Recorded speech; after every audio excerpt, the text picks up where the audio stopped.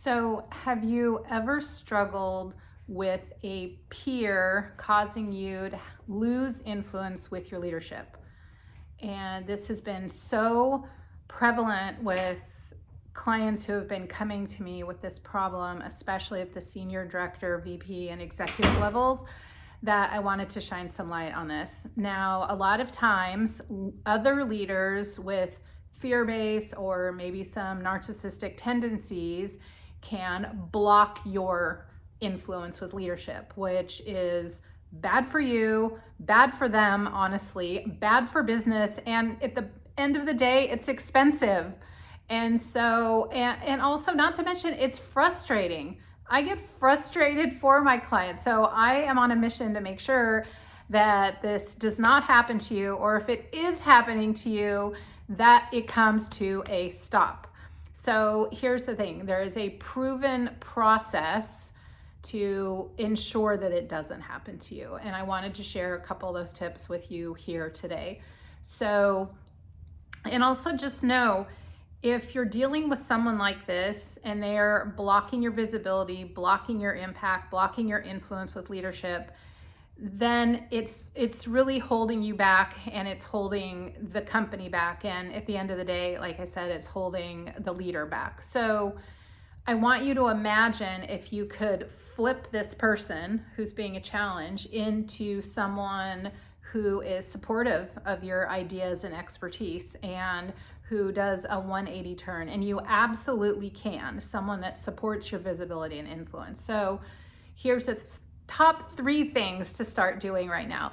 The first one is something that I call strategic empathy. So a lot of times going into conversations with these people, it's very frustrating, and understandably so.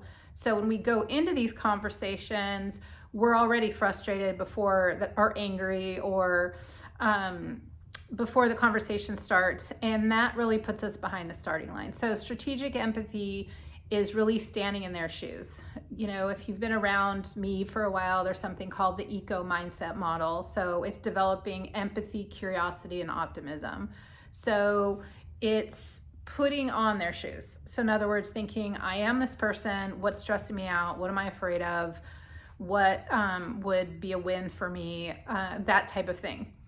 And also optimism, it's not Pollyanna, but it's really about thinking about how you want it to turn out. Because what's most important is when you engage in this conversation and you move through this conversation, that your tone is one of confidence, but also compassion.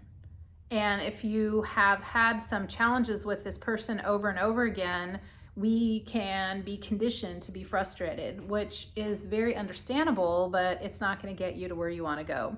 So first is what I call develop strategic empathy, and that's by developing what's called an eco mindset. That's the mental preparation. And then finally, just think, thank you.